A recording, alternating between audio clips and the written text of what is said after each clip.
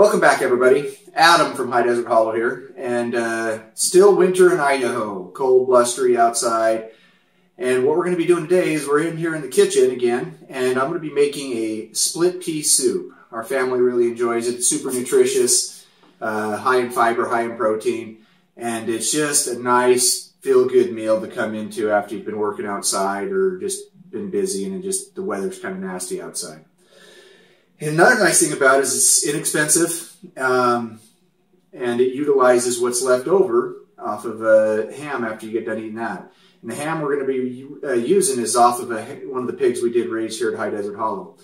So what we'll do here is I'll bring you up here closer. We'll kind of go over the ingredients I put into the split pea soup, and then we'll kind of go over a couple of the steps of putting it together and go from there. All right, so the ingredients we're going to be using for our split pea soup is first, obviously, the dried green split peas. Great item to keep in your pantry, last dang near forever, high in fiber, high in protein, super inexpensive. I looked at them in the store the other day when I got some more to replace what I knew we were going to be using. I think they're about $1 a bag, and that's a 1 pound bag. We're going to end up using 2 pounds, so 2 bags of them. Once again, it's a great item to have. You can use them in lots of different things. We like to use them with this. The second item is where all the soup gets all its flavor from is the ham bone with the leftover meat on it and a couple ham hocks.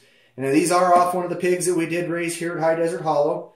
But if you don't have that and you don't have an extra leftover ham bone, you can just go to when you're at the grocery store, if you want to try this, pick up like a ham steak, dice that up, and then just throw a couple slices of bacon in the pot with it to cook, and you're going to get a lot of that smoky flavor from the bacon itself.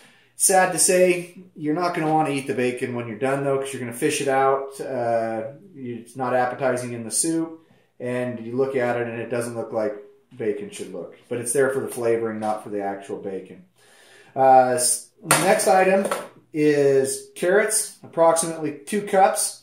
And I am going to leave these, if you notice these are unpeeled, I'll end up cutting the ends off of them and we'll just end up dicing them up. But I do like to leave the skins on. I've washed them really well. Just there's lots of nutrients in those skins. I don't want to take those off. Approximately 2 cups of celery.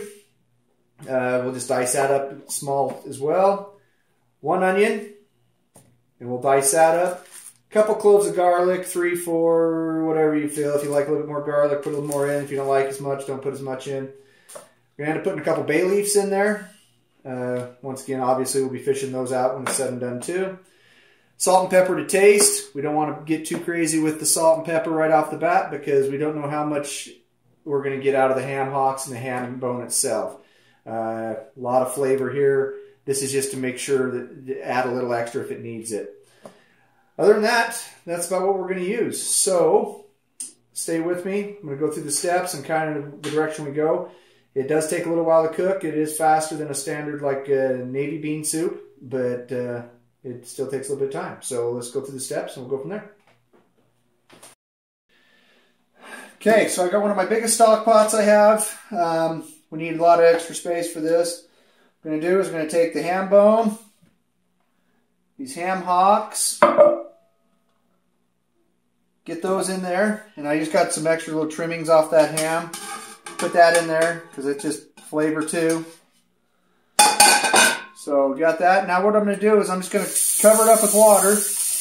I'm going to fill this pot about half full of water. When it's all said and done here, we'll end up cooking it down a little bit. But we just want to be able to heat it up and get all the other ingredients in there, and it's just going to sit there and simmer on the stove. So.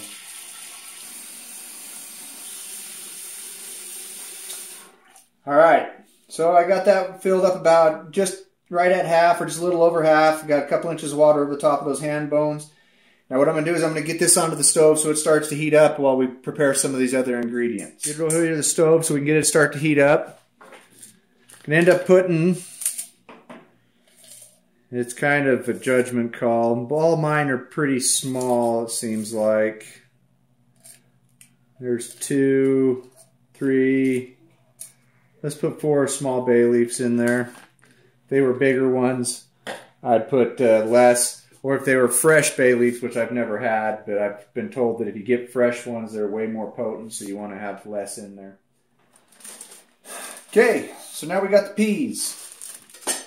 With these split peas, dried split peas, you want to be able to put them in a colander of some sort.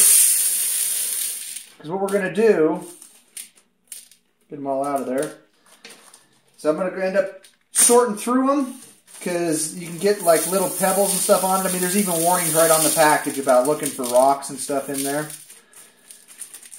And what we're going to do is we're going to rinse them and get all the field dust and stuff off of there from the harvesting.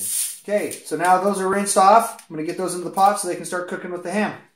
So I've got the peas that we've rinsed and end up putting those in.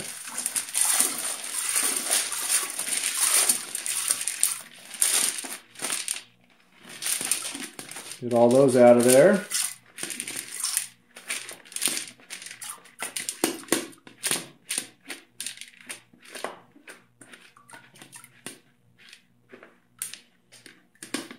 Okay.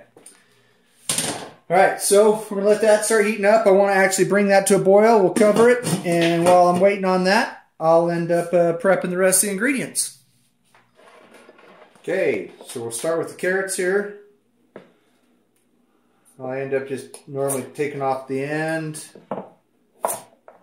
on both sides. I'm going to end up quartering the carrot.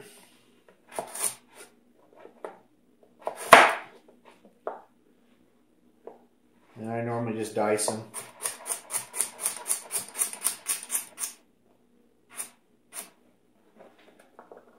Get them into a measuring cup so we have an idea how many we're going to have here.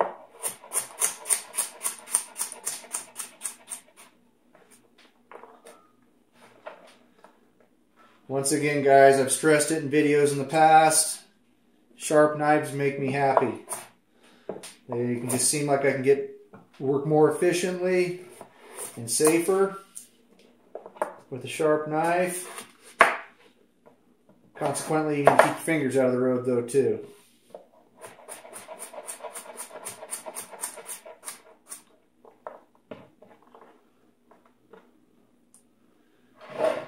Okay, there's 2 cups of carrots, just over 2 cups, that's all right. Put those over here in a separate container. And take our celery. I don't get too picky when it comes to celery. I normally just start at the end and kind of start same thing.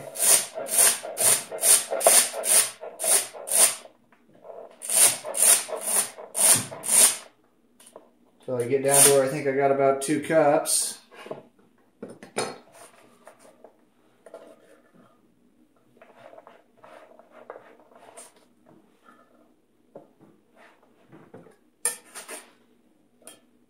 Not quite, need just a little bit more.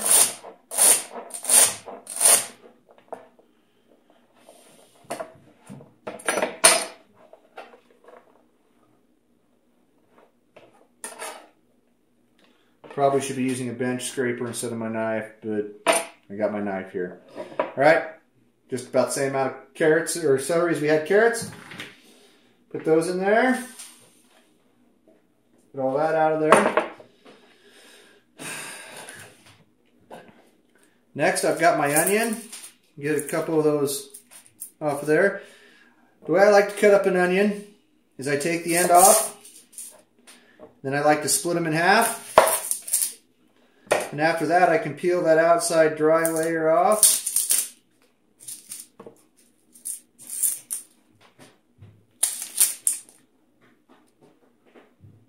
One more here. There we go. Okay. Now, I'll take my knife and very carefully slice in that direction. Do it again. One more time. Okay, now I do go down this direction. Now what that allows me to do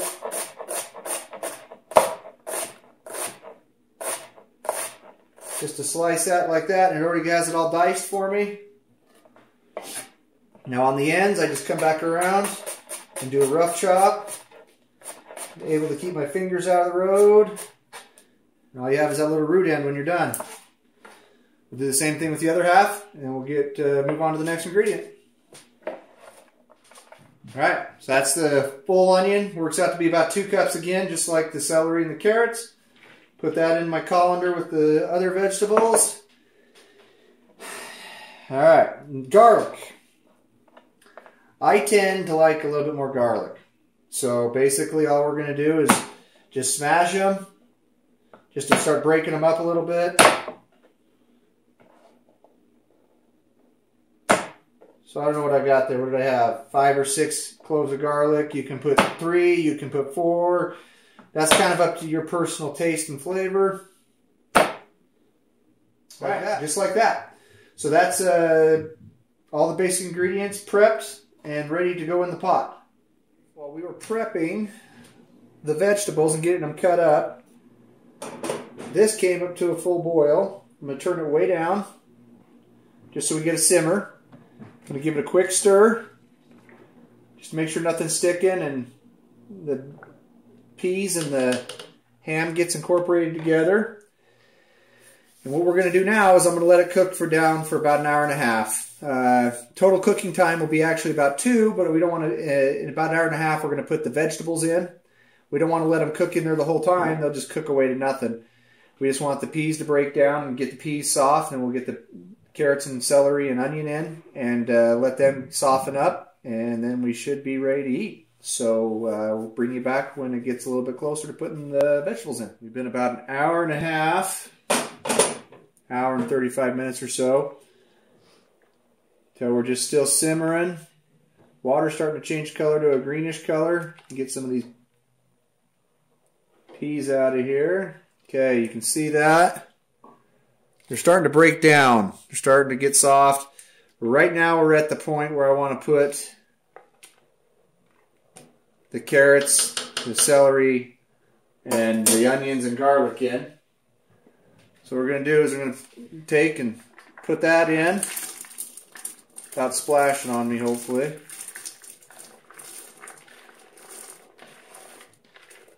Okay.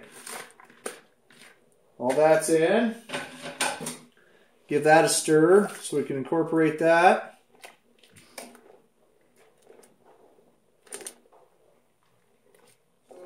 Okay, about 15-20 minutes since we put the vegetables in. And now it's time to take out the ham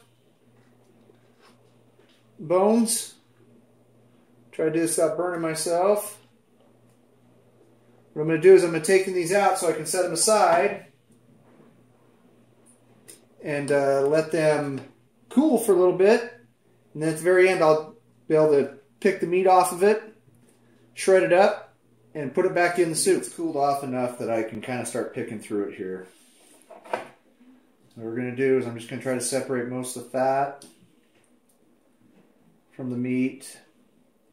There's still a ton of good meat on those ham bones and those ham hocks. You never want to throw that away. You're always able to utilize it for another meal. So, just going to start shredding it up a little bit, taking off a piece at a time. Kind of like that. Get a little bit of that fat off of there. And the best way I've found to do this is just like this. No, I mean,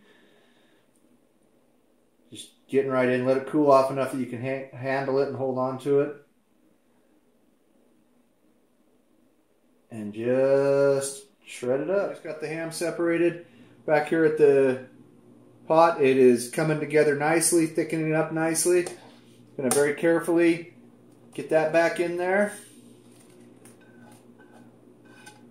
Like so. Take and stir it in. I'll be back in about 10 minutes, 15 minutes to taste it, see how it tastes, see if we need to put any more salt or pepper. And then we'll be ready to eat. Appropriate amount of time. Now we're going to taste it for seasoning. Take a dip here out of there, put some in another spoon for me. Put that aside.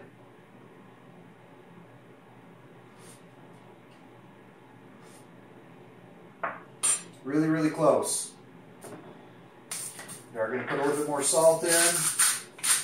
Once again, I figured it was going to need salt, but it's better to put it in at the end and when you need it instead of having too much. And then I'm going to put just a little bit more black pepper in there. Like that. Stir that up. Give it a second. Do the same thing again. Got some chunks of ham floating in there, celery, carrots, all the good stuff.